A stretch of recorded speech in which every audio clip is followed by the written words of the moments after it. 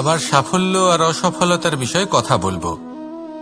সফল ব্যক্তি কে হয় এবং অসফল ব্যক্তি কে হয়, এই বিষয়ে আমরা আগে অনেকবার কথা বলেছি। প্রত্যেক ব্যক্তি সাফল্য লাভ করতে চান, কিন্তু প্রত্যেক ব্যক্তি সাফল্য লাভের এই কাজে সফল হতে পারেন না। এবার এটা কেন হয়, এর পেছনে কারণটা কি? কারণ হলো ভয়।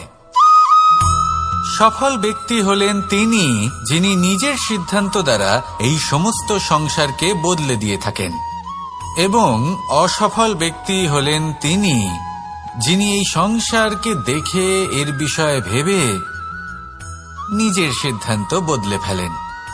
প্রয়োজন হল নিজের লক্ষ্যের বিষয়ে ভেবে দেখার, পথের বিষয়ে ভেবে দেখার।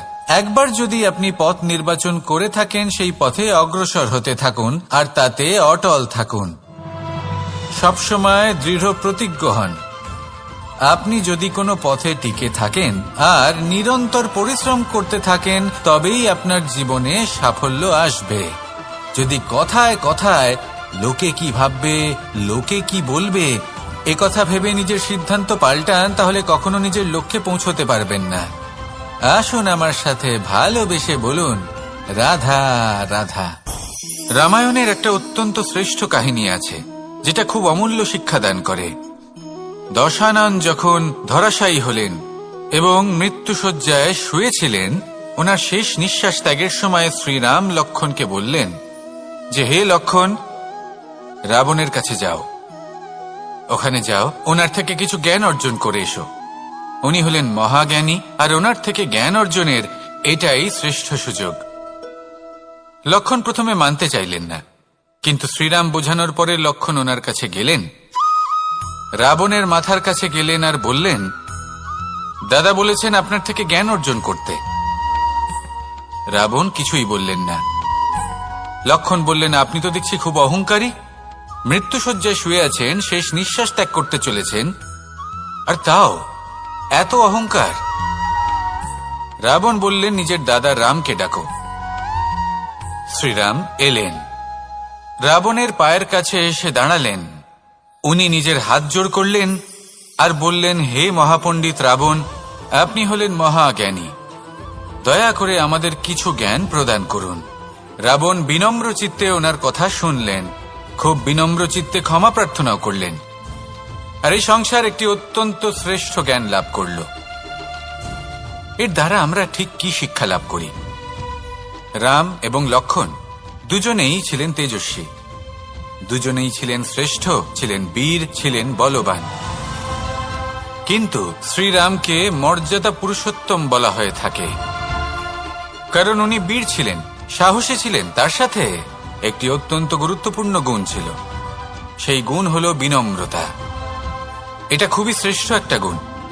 যদি কেউ আপনাকে কটু কথা শোনায়, তাহলে উত্তরটা আপনি বিনম্রভাবেও দিতে পারেন। এই বিনম্রতা এমন এক আবেগ যেটা দেখে মনে হবে কোমল, কিন্তু এটা ততটাই প্রবল অস্ত্র। এমন একটা অস্ত্র যা সকলকে নিরস্ত্র করে দিতে পারে। যদি আপনি সাহসী হন এবং বিনম্র হন, তাহলে আপনি বিজয়ী হবেন। যদি আপনি জ্ঞানী হন এবং বিনম্র হন, তাহলে আপনি অবশ্যই মহাজ্ঞানী হয়ে উঠবেন। তাই নিজের মনে বিনম্রতা ধরে রাখুন আর ভালোবেসে বলুন, রাধা রাধা। কখনো আমরা কোনো হাটে যাই, কোনো বিশেষ বস্তু কেনার থাকে, ওখানে যাই, গিয়ে অন্য কারোর কথা শুনে অন্য কোনো বস্তু কিনে নিয়ে আসি, অদরকারি জিনিস কিনে ফেলি। তারপর ভাবি যে আমরা এরকম কেন করলাম, এটা আমরা ভুল করলাম, আমার এটা করা উচিত হয়নি, আদি ইত্যাদি। মানুষ যখন জীবনে এমনই সিদ্ধান্ত নিয়ে বসে, এমন নির্বাচন করে, তখন সেই সিদ্ধান্ত নিশ্চিত রূপে তার ভবিষ্যতের জন্য অত্যন্ত গুরুত্বপূর্ণ হয়।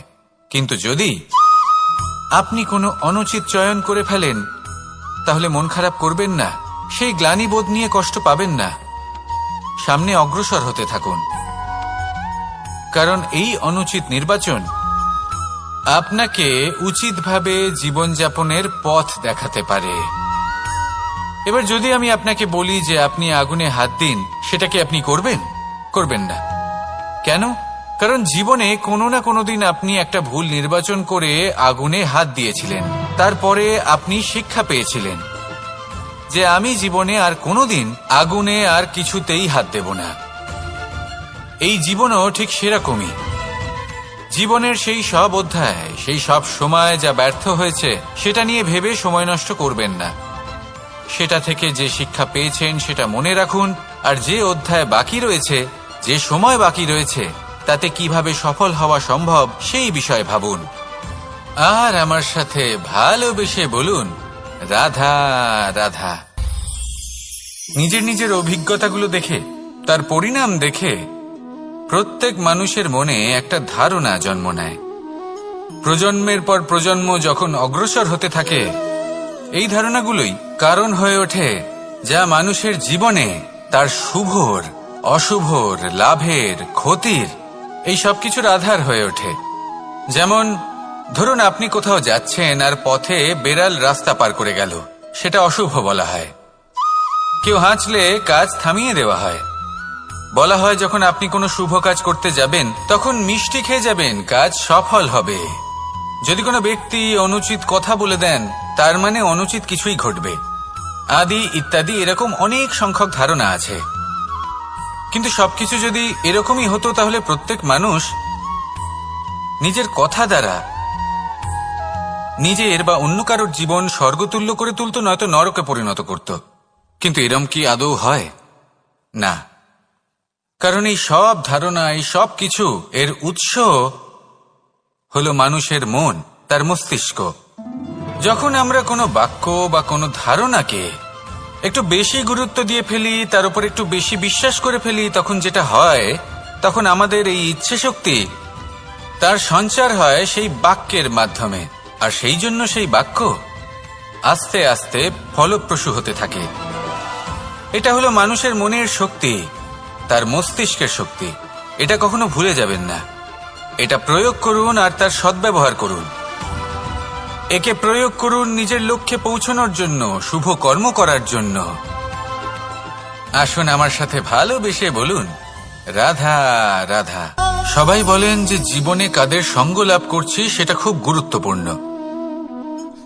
এক ঝুড়ি ফলের মধ্যে যদি একটা পচা ফল আপনি রেখে দেন, তাহলে আস্তে আস্তে সমস্ত ফল পচে যায়। সেই জন্য কথায় আছে যে কুসঙ্গ থেকে দূরে থাকো। কিন্তু কি করা যায়? এই সংসার খুবই ছোট।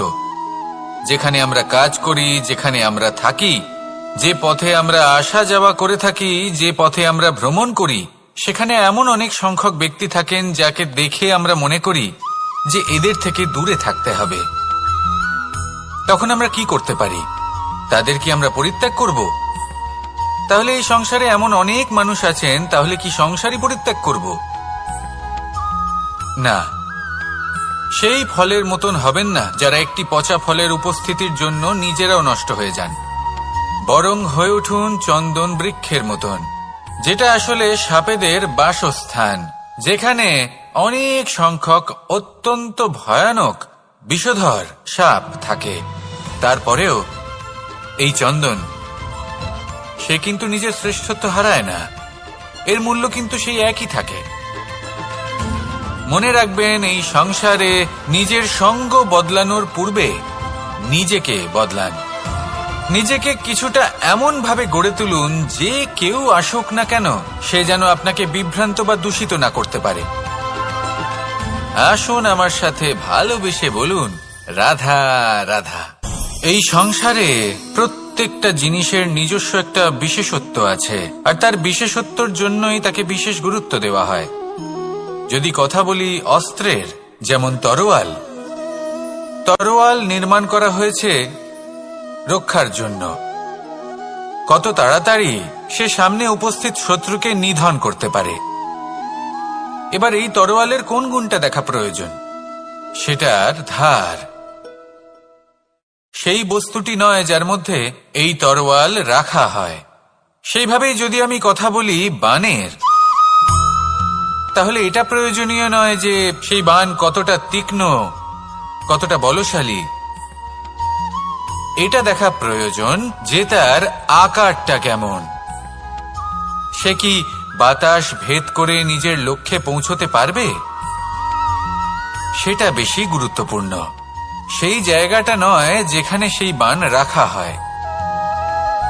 ঠিক সেইভাবে যদি আপনি কোনো মানুষেরই মূল্য বুঝতে চান, তাকে পরখ করে দেখতে চান, তাহলে তার জাতি, তার ধর্ম, তার রূপ, তার আকার, সেগুলো দেখে তাকে পরখ করতে চেষ্টা করবেন না।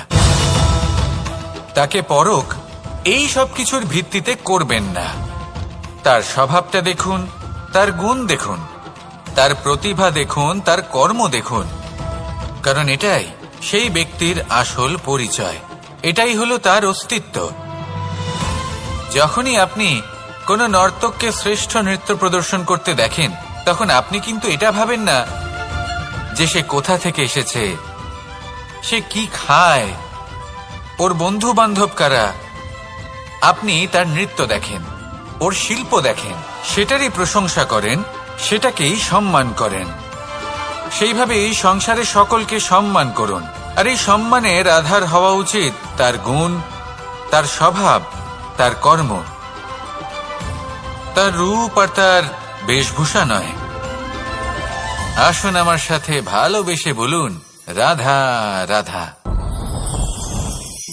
এই সংসার বলে যে কৃষ্ণ হলো মহাযোগী। কেউ বলে যে কৃষ্ণ হলো সাংখ্যযোগের প্রবর্তক, কেউ বলে ভক্তিযোগের, কেউ বলে জ্ঞান যোগের, কেউ কেউ এটা মনে করেন যে অষ্টাঙ্গ যোগের প্রভু হলাম আমি। কিন্তু এই যোগ আসলে কি? যোগ বিষয়টাকে বোঝা খুব একটা কঠিন নয়, কিন্তু সেই যোগকে নিজের যাপনের অংশ করে তোলা হলো অত্যন্ত কঠিন, আর তার জন্য প্রয়োজন অভ্যাস। যোগ শব্দটার অর্থ হলো যুক্ত করা, আর এটা আমি ছোটবেলায় শিখেছিলাম।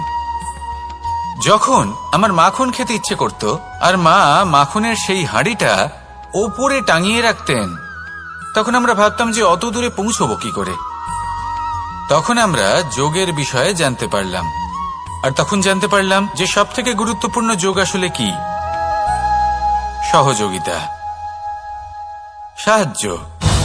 আমরা সব সখারা একসাথে জড়ো হতাম, একে অপরের পিঠের ওপর উঠে দাঁড়াতাম, আর তারপর আমরা ওই মাখনের হাঁড়ির কাছে পৌঁছতে পারতাম, আর তারপর আমরা সবাই মিলে সেই মাখন ভাগ করে খেতাম। সহযোগিতা, এটা অত্যন্ত গুরুত্বপূর্ণ। পাণ্ডবরাও মহাভারতে এটাই করেছিলেন। ওনাদের সাথেও কেউ ছিল না। একে অপরকে সাহায্য করে ওনারা অনেক বীরদের একত্রিত করেছিলেন। তারপর অবশেষে মহাভারতের এই মহাযুদ্ধে ওনারা জয়লাভ করেছিলেন। রামায়ণে রাম এবং লক্ষ্মণের সাথে কেউ ছিল না। সহযোগিতার মাধ্যমে ওনারা ভাল্লুক আর বানর সেনাকে একত্রিত করেছিলেন, আর এই সংসারের সব থেকে প্রবল রাক্ষস রাবণকে বধ করেছিলেন। মনে রাখবেন, একসাথে মিলে যদি আপনারা কর্ম করতে শেখেন, তাহলে এই সংসারে এমন কিছুই নেই যেটা আপনি অর্জন করতে পারবেন না। আসুন আমার সাথে ভালোবেসে বলুন, রাধা রাধা। সূর্য এই সংসারকে আলো প্রদান করে। সূর্যের মনে যদি নিজের তেজের জন্য অহংকার জন্ম নেয়, তখন তার অহংকার ভঙ্গ করে মেঘ। সূর্যের আলো পূর্ণরূপে ঢেকে দেয়। মেঘের মনে যদি নিজের গতি নিয়ে অহংবোধ জন্ম নেয়, তাহলে মেঘের অহংকার ভঙ্গ করে পর্বত। মেঘের গতি অবরুদ্ধ করে দেয়। এবার যদি পর্বত নিজের নিশ্চলতা নিয়ে অহংকার করে, তাহলে সেই অহংবোধ ভঙ্গ করে একটি মূষক। সেই বিশাল পর্বতে একটি ছিদ্র করে দেয়। এবার যদি মূষকের নিজের মনে অহংবোধ জন্ম নেয়, তাহলে জল তার অভিমান ভঙ্গ করে, সেই ছিদ্র দিয়ে প্রবেশ করে। আর যদি জলের মনে অহংবোধ জন্ম নেয়, তখন মানুষ বাঁধ নির্মাণ করে তার গতিপথ রুদ্ধ করে, জলের অহংকার ভঙ্গ করে। আর যদি মানুষের মনে অহংকার জন্ম নেয়, তখন সূর্য নিজের তাপ দ্বারা মানুষের অহংকার ভঙ্গ করে। এই সংসারে অহংকার প্রদর্শন করার কোনো প্রয়োজন নেই। আমাদের সবার মধ্যেই কিছু বিশেষ গুণ আছে, আর সবার মধ্যে কোনো না কোনো দোষও আছে। এই প্রকৃতি আমাদের কি শিক্ষা দেয়? কেউ একে অপরের সাথে লড়াই করে না, একে অপরের জন্য বাধা সৃষ্টি করে না, শুধু নিজের কর্ম করে। সূর্য নিজের প্রকাশ দ্বারা বনস্পতি এবং গাছপালাকে জন্ম দেয়। মেঘ বর্ষা সৃষ্টি করে লুপ্ত হয়ে যায়, আবার নির্মিত হয়। পর্বতের সেই নিশ্চলতা সেই বর্ষাকে একটা দিশা প্রদান করে, আর তারপরে তা ধারা হয়ে প্রবাহিত হয়ে যায়। এইসব কি? এইসব একটা সম্পর্ক, একটা চক্রের মতো।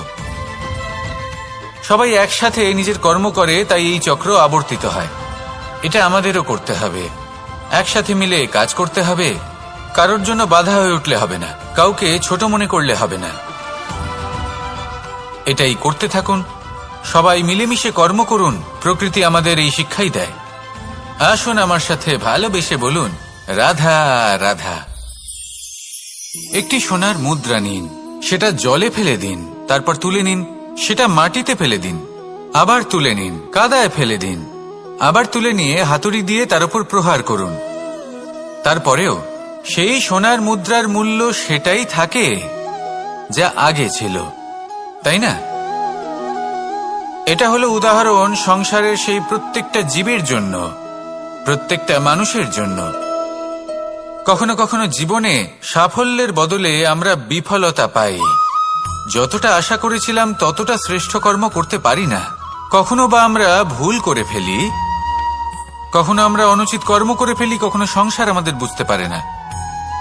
তার পরিণামস্বরূপ এই সংসার আমাদের নিন্দা করে, আমাদের উপেক্ষা করে, আমাদের বিষয়ে কটু কথা বলে, কখনো সামনাসামনি বা কখনো পেছনে।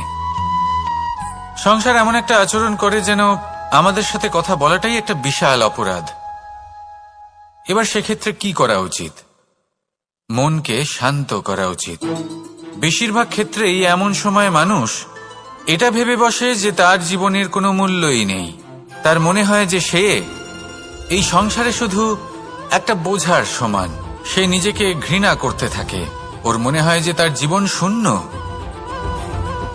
কিন্তু তা নয়।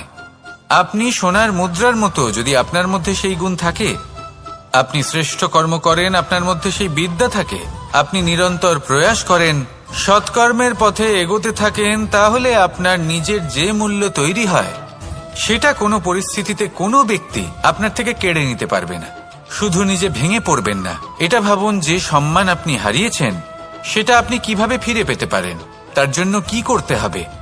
যে ধন আপনি হারিয়েছেন সেটা পেতে হবে কিভাবে, তার জন্য কি কি করতে হবে। শান্ত মনে সবটা ভেবে দেখুন, সিদ্ধান্ত নিন এবং অগ্রসর হন। আপনি এই সংসারের কাছে তেমনই হয়ে উঠবেন যেমন আপনার কর্ম হবে। যদি তা শ্রেষ্ঠ হয় সবাই তাই ভাববে। আসুন আমার সাথে ভালোবেসে বলুন, রাধা রাধা। মানুষ যখনই কোনো পর্বতারোহণ করতে শুরু করে তখন সে বারবার পড়ে যায়, বারবার উঠে দাঁড়ায়, সামনে এগোতে চেষ্টা করে। কিন্তু যদি সে দৃঢ় নিশ্চয় করে থাকে তাহলে সে অবশেষে সেই পর্বতের শিখরে পৌঁছেই যায়। চলার পথে যদি বড় কোনো পাথর চলে আসে বা পর্বতের কোনো বড় অংশ সামনে আসে তাহলে সে তার সাথে ধাক্কা খায় না, সে পথ বদলে নেয়। কিন্তু বাধা তাকে সবসময় পেতেই হয়, আর সেই বাধা সে পায় ছোট ছোট পাথরের দ্বারা। তাদের উপর পা পড়লে তার পা পিছলে যায় আর সে পড়ে যায়।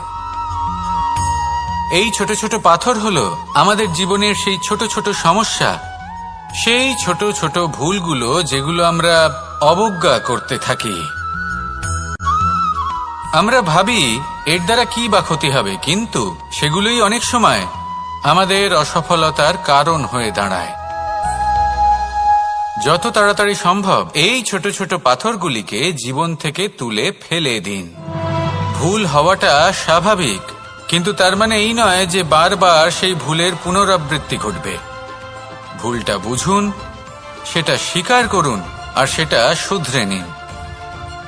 যখন আপনি এটা করতে শিখবেন তখনই খুব তাড়াতাড়ি আপনি সেই শিখরে পৌঁছতে পারবেন।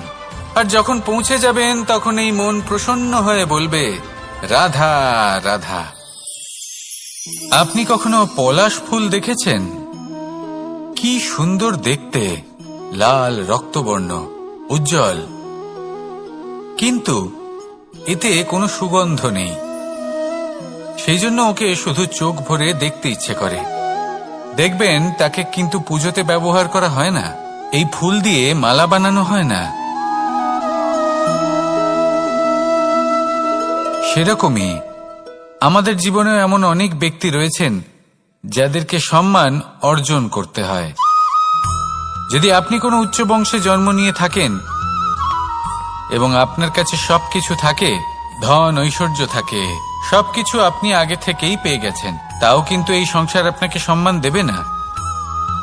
ততক্ষণ পর্যন্ত দেবে না যতক্ষণ না আপনি নিজের অন্তরে গুণ জাগ্রত করছেন, শ্রেষ্ঠ কর্ম করছেন, নিজের অন্তরে ইতিবাচক মনোভাবের এই সুবাস জাগ্রত করছেন। যদি এসব কিছু করেন তাহলেই এই সংসার আপনাকে সম্মান দেবে। এবার এটা আপনার ওপরে নির্ভরশীল যে আপনি কি পলাশ ফুলের মতো হতে চান, নাকি অন্য কোনো ফুল হয়ে উঠতে চান যার সুবাস আছে, যে নিজের সুবাস এই সারা পৃথিবীতে ছড়িয়ে দেয়। আসুন আমার সাথে ভালোবেসে বলুন, রাধা রাধা। এই সংসারে একটা শব্দ আছে যার বিষয়ে মানুষ অত্যাধিক চিন্তা ভাবনা করে, আর সেই শব্দ হলো অস্তিত্ব, পরিচয়। প্রত্যেক ব্যক্তি এই সংসারে নিজের অস্তিত্ব করতে চায়, আর ছোট থেকে এটাই হয়। যখন আমরা শ্রেণীকক্ষে যাই, পড়তে যাই, তখন আমরা এটাই ভাবি যে আমরা নিজেদের অস্তিত্ব গড়ব, সুনাম অর্জন করব। সকল ব্যক্তি যাতে এটাই বলে যে এই হলো সর্বশ্রেষ্ঠ ছাত্র, আর এটাই আমাদের পরিচয়। কার্যক্ষেত্রেও আমরা ঠিক এটাই চেষ্টা করি, পরিশ্রম করতে থাকি এবং ভবিষ্যতে গিয়ে আমরা নিজেদের পরিচয় খুঁজে পাই। পরিচয়ের সাথে সাফল্য আসে, আর সাফল্যের সাথে আসে অস্তিত্ব। আর যখন এই দুটি সংযুক্ত হয় তখন মানুষ অসফলতার কথা ভেবে ভয়ভীত হয়ে পড়ে, আর এটা ভাবতে থাকে যে যদি আমি অসফল হই তাহলে সেই পরিচিতির কি হবে, সেই নামের কি হবে, সেই সবকিছু যে আমি অর্জন করেছি তার কি হবে। সে ভয়ভীত হয়ে পড়ে, আর এই ভয়ের কারণে তার বিকাশ কোথাও না কোথাও অবরুদ্ধ হয়। সে শ্রেষ্ঠ কর্ম করা বন্ধ করে দেয় এবং শুধু এই সুরক্ষিত থাকতে চেষ্টা করে। আর অসফল হলে তাতে ভয় পাওয়ার কোনো প্রয়োজন নেই, কারণ যখন আপনি সফল হন তখন এই সাফল্য আপনার পরিচয় এই সংসারের সাথে করায়। কিন্তু যখন আপনি অসফল হয়ে থাকেন তখন এই অসফলতা এই সংসারের পরিচয় আপনার সাথে করায়, যা অত্যন্ত আবশ্যক। অসফলতা প্রত্যেকের জীবনেই আসবে, তার সম্মুখীন হন আর তার থেকে শিক্ষা লাভ করুন। কারণ যখনই আপনি অসফল হন তখনই আপনার জ্ঞান চক্ষু উন্মুক্ত হয়। আসুন আমার সাথে ভালোবেসে বলুন, রাধা রাধা। আমরা সকলে সামাজিক জীব। মানুষের সাথে দেখা সাক্ষাৎ করা এটা চিরকালই চলতে থাকে। আমরা কখনো কাউকে উপহার দিই, আবার কখনো কেউ আমাদের উপহার দেয়। কখনো কি এমন হয়েছে যে আপনি কাউকে একটা উপহার দিয়েছেন, কিছু সময় পরে বা কিছু মাস পরে সেই উপহারই ঘুরে ফিরে আপনার কাছেই এসেছে, অর্থাৎ সেই বস্তুটাই আপনার কাছে আবার ফিরে এলো? এরকম হয়। ছেলেবেলায় একদিন একজনের বিবাহ ছিল, তখন মা তাকে একটা উপহার দিতে চাইছিলেন, তাই তিনি একটা পোশাক বানালেন আর সেটাকে সুসজ্জিত করছিলেন। আমি দেখলাম আর জিজ্ঞেস করলাম যে মা, এই পোশাক এত সুসজ্জিত করার কি আছে? তখন মা বললেন যে কানাই, কখনো কাউকে এমনই উপহার দেবে, এমন প্রকারে দেবে যে সেটা যদি আবার ঘুরে ফিরে তোমার কাছে ফিরে আসে তাহলে যেন তোমার খারাপ না লাগে। এটাই কিন্তু হয় আমাদের ব্যবহারের সাথে, কর্মের সাথেও এবং আমাদের কথার সাথেও। তেমনই আচরণ করবেন যে আচরণ আপনি সহ্য করতে পারবেন। যদি মুখ থেকে কটু কথা বেরোতে থাকে তখন নিজেকে সংযত করে নিন। সেই শব্দই প্রয়োগ করুন যেটা আপনি তার বদলে শুনতে চাইবেন এবং আপনার দুঃখও হবে না। কারণ আপনার কর্ম এমন একটা উপহার যেটা আবার ঘুরে ফিরে ফলস্বরূপ আপনার কাছেই আসবে। সেই জন্য নিজের আচরণ শুভ করুন, নিজের মানসিকতা শুভ করুন, নিজের মুখ থেকে মধুর বাণী নিঃসৃত করুন, আর এইভাবেই মধুরভাবে বলুন, রাধা রাধা। পাশা নামক এই খেলাটি আপনারা নিশ্চয়ই খেলেছেন, না খেলে থাকলে দেখেছেন, আর যদি দেখেও না থাকেন তাহলে নিশ্চিত রূপে শুনেছেন। মহাভারতের এই মহাযুদ্ধ কোথাও না কোথাও এই পাশা নামক খেলার কারণে হয়েছিল। পাশারি, বিচিত্র খেলা, দান এইসবের কারণে কেউ নিজের মাথায় রাজ মুকুট পরিধান করেছিলেন, আবার সেখানেই পরাজিত হওয়ার জন্য কাউকে বনবাসও ভোগ করতে হয়েছিল। কিন্তু এই খেলা সমাপ্ত হওয়ার পরে সমস্ত ঘুঁটি আর এই পাশার ছক একই পুটলিতে স্থান পেল। এটাই হলো আমাদের জীবন। এই সংসারে আমরা জয় পরাজয়ের বিষয়ে এতটাই ভাবি, এত চিন্তা করি যে এই জীবনের খেলার আনন্দটাই উপভোগ করতে পারি না। আর অবশেষে কি হয়? কেউ জয়ী হন, কেউ পরাজিত হন, কিন্তু দুজনেই একই স্থানে পৌঁছে যান। প্রত্যেক ব্যক্তি মৃত্যুর পরে একটি নির্দিষ্ট স্থানেই পৌঁছতে বাধ্য, কিন্তু ততক্ষণ এই জীবন, এই খেলা, তার আনন্দ উপভোগ করুন। এই সংসারে সেই ব্যক্তি শ্রেষ্ঠ স্থানে পৌঁছতে পেরেছেন যিনি এই সংসারকে প্রকাশ প্রদান করেছেন, যিনি কখনো জয় পরাজয় এই বিষয়ে ভাবেননি, শুধু এই জীবনের খেলার আনন্দ উপভোগ করেছেন। এটাই আপনিও করুন আর আমার সাথে ভালোবেসে বলুন, রাধা রাধা। প্রত্যেক মানুষ নিজের জীবনে দুঃখ অনুভব করেন। প্রত্যেকের দুঃখ আলাদা হতে পারে। কারোর মনে এই দুঃখ থাকে যে সে তার বাবা মায়ের সব ইচ্ছে পূরণ করতে পারেননি। কেউ এটা ভেবে দুঃখ পান যে সে চিরকাল সদাচার করেছেন, সৎকর্ম করেছেন, কিন্তু তাও তাকে দুরাচারী বলে মনে করা হয়। কেউ এটা ভেবেও দুঃখ পান যে তার সামনে যে ব্যক্তি রয়েছেন তার চোখে তিনি শত্রু হয়ে উঠেছেন বা দুষ্ট হয়ে উঠেছেন, যেখানে তিনি হয়তো কোনো অনুচিত কাজই করেননি। এবার এই সমস্ত বিষয় নিয়ে ভেবে নিজের ব্যক্তিত্ব নিয়ে সন্দেহ প্রকাশ করবেন না। যদি নিজের ব্যক্তিত্ব নিয়ে কোনো সন্দেহ থেকে থাকে, তাহলে কর্ম সংক্রান্ত প্রশ্ন করুন যে আপনি যা করেছেন তাতে কি উচিত ছিল, কি অনুচিত ছিল। যেটা প্রয়োজন সেটা এটা বোঝার যে আপনার অন্তর্মন, আপনার বিবেক আপনাকে কি বলছে, আর আপনার অন্তর্মন আর আপনার বিবেক আপনাকে যেটা করতে বলবে শুধু সেটাই করুন। আর তারপরে এই সংসার কি বলবে, কি ভাববে সেসব নিয়ে ভাবতে যাবেন না, কারণ এই সংসার তো ঈশ্বরকেও প্রশ্ন করে থাকে, ঈশ্বরকেও দোষী মনে করে। কখনো কখনো যখন কোনো ঘটনা মানুষের ইচ্ছা অনুযায়ী ঘটে না, তখন মানুষ এটা বলে যে হে ঈশ্বর, আপনি আমার পাশে থাকলেন না, আপনি বড়ই কঠোর, এটা আপনার দোষ। যেখানে বেশিরভাগ সময় হয়তো সে নিজেই নিজের কর্মফল ভোগ করছে। আর কখনো কখনো ঈশ্বর হয়তো তার জন্য আরো ভালো কোনো পরিকল্পনা করে রেখেছেন, কিন্তু মানুষ সেটা বুঝতে পারে না। তাই দিনের শেষে যেটা প্রয়োজন সেটা হলো নিজের মনের কথা বুঝতে হবে। আপনার বিবেক কি বলছে শুধু সেটাই করুন আর সামনে এগোতে থাকুন। আমার সাথে ভালোবেসে বলুন, রাধা রাধা। এই সংসারের অন্তের, এর বিনাশের প্রারম্ভ কিভাবে হয়? কোন যোগের মাধ্যমে, কোন ভয়ানক অসুরের আগমনে, নাকি প্রকৃতির রাগের কারণে? না, এই সংসারের বিনাশের প্রারম্ভ হয় আমি থেকে। এই আমি, এই তুমি, এটা আমি করেছি, ওটা তুমি করেছো, এটা আমার, ওটা তোমার, আদি ইত্যাদি। এই ভাব যখন মনে বাসা বেঁধে নেয়, সর্বপ্রথম ঘর ভাগ হয়, তারপর বসতি, তারপর প্রাণ, আর তারপর দেশ, আর সবার শেষে সমস্ত সংসার ভাগ হয়ে যায়। আর এই ভাগ হয়ে যাওয়া শেষে মনোমালিন্যে পরিণত হয়। এখন এমত অবস্থায় কি করা যেতে পারে? কিভাবে বাঁচা যায় এই পরিস্থিতির থেকে? কিভাবে দূরে থাকা যায় এই বিনাশের থেকে? উত্তর সেই একটাই, করুণা। একে অপরের দরকারগুলি বুঝুন, একে অপরের সমস্যাগুলি বুঝুন, একে অপরের দুঃখের সাথী হয়ে দাঁড়ান, একে অপরের সুখের ভাগীদার হন।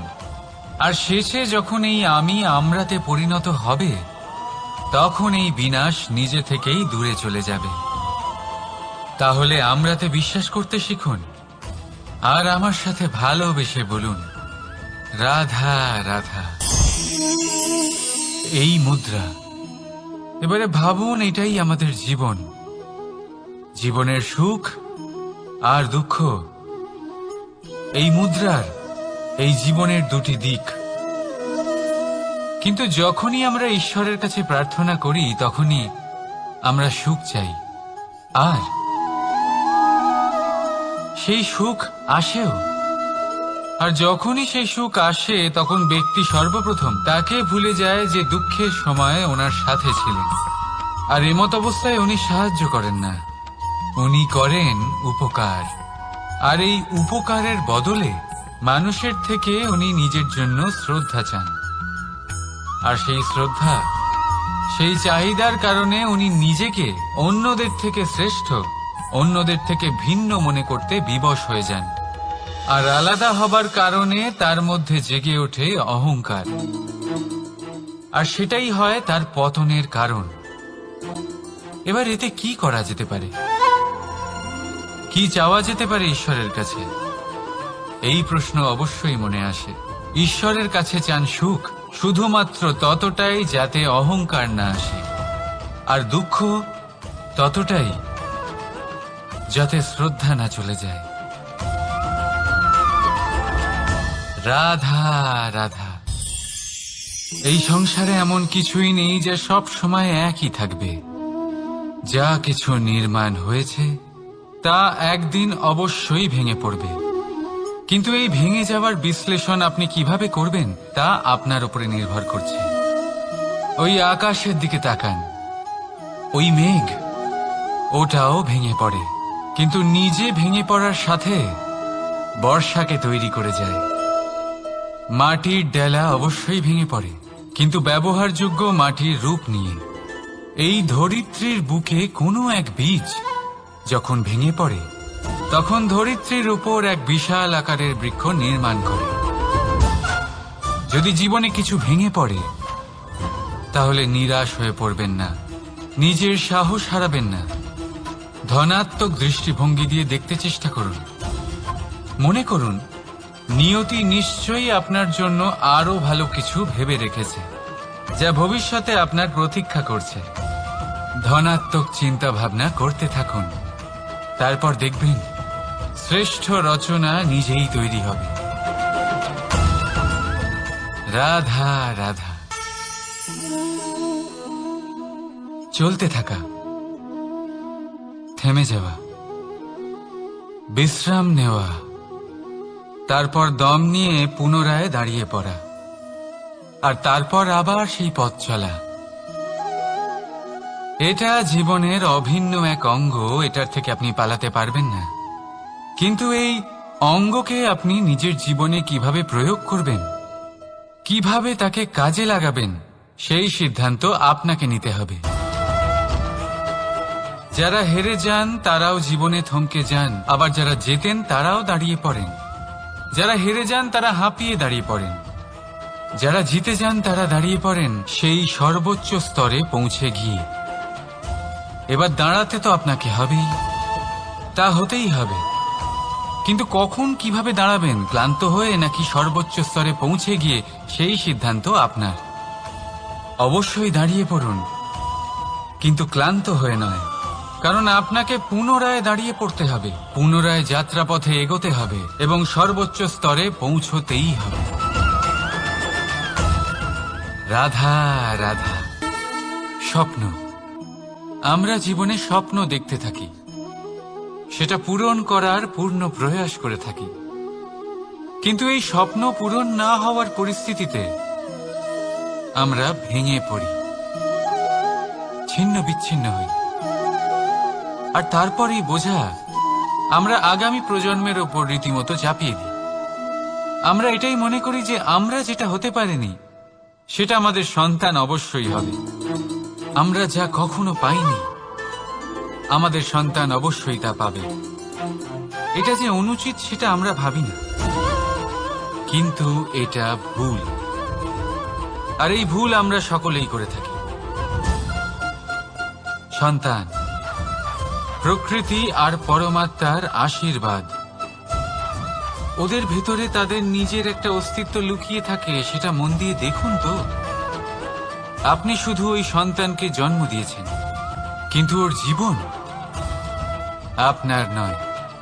তাই নিজের সন্তানের সাথে থাকুন, সময় কাটান, ওদেরকে ভালোবাসুন, সবসময় প্রেরণা দিন, কিন্তু প্রেরণা দিন ওর নিজের অস্তিত্বকে বাড়ানোর জন্য, ওর নিজের স্বপ্ন পূরণ করার জন্য, আপনার স্বপ্ন পূরণ করার জন্য নয়। ওদের অস্তিত্বকে পূর্ণাঙ্গে বৃদ্ধি পেতে দিন। রাধা রাধা। এই পুকুর দেখছেন আপনি? পুকুরের জল কখনো প্রবাহিত হয় না, একই স্থানে জমে থাকে, আর সেই কারণে কিছুদিন পর ময়লা হতে শুরু করে। কিন্তু তাও আমরা একে ত্যাগ করি না, আমরা তবুও একে পুজো করি। শুধুমাত্র এই কারণে নয় যে অতীতে সে আমাদের তৃষ্ণা মিটিয়েছে, কিন্তু এই কারণেও যে যদিও বা সে ভবিষ্যতে আমাদের তৃষ্ণা না মেটায়, কিন্তু প্রয়োজন হলে আগুন অবশ্যই নেভাতে পারে। ঠিক সেই রকমই হয় আমাদের সম্পর্ক, সম্পর্ক যা আমরা বহু বছর পরিশ্রম করে তৈরি করি, যে দরকার পড়লে আমাদের সহায়ক হয় কোনো না কোনোভাবে।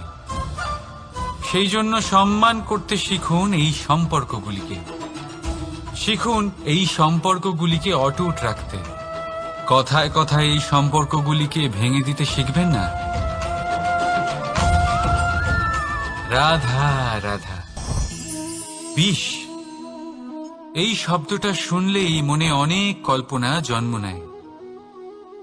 কল্পনা অসহ্যকর তিক্ততা, কল্পনা অত্যন্ত বেদনাদায়ক মৃত্যু।